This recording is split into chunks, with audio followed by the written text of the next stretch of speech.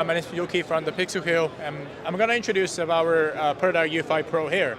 As you say, U5 Pro got a wild LCD screen, a lot of buttons here. This is really huge stuff, and they can get the keyboard here, the small LCD screen here. They got a fader, weld, and the T-bars here. You can just also there was a cute the design. You can just add the icons or the different contents into the small buttons here, and also, yeah, U5 Pro is for using for the switchers, the console, and it can help you to manage everything and into the console to quickly call the preset, call the layers, and cut or switch the layers, switch the different screen here, and finish the cut and fill functions as well.